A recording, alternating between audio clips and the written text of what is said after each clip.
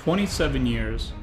27 years is not how old I am, and it's not how long I've been in my job. It is the amount of time that I've been exclusively playing on the PlayStation platform since it first came to the United States in 1995. When the Xbox first arrived in 2001, I never considered buying one, not until recently.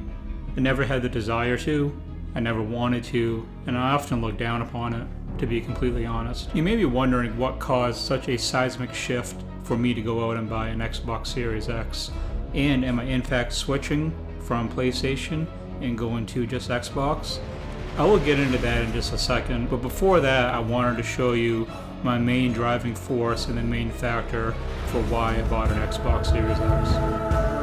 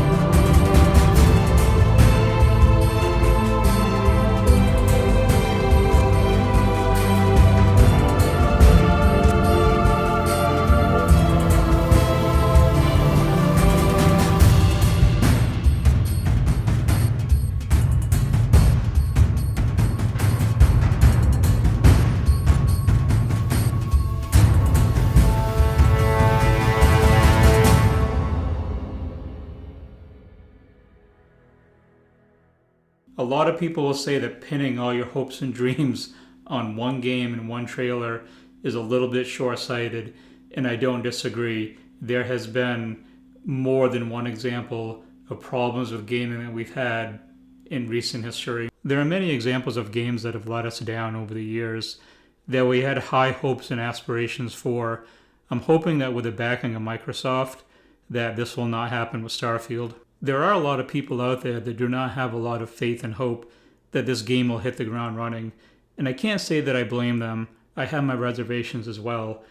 But I'm trying to look on the positive side because without hope, we don't have anything left at all. Hope is what makes us strong. It is why we are here. It is what we fight with when all else is lost. Locked deep inside of you, Kratos, is hope.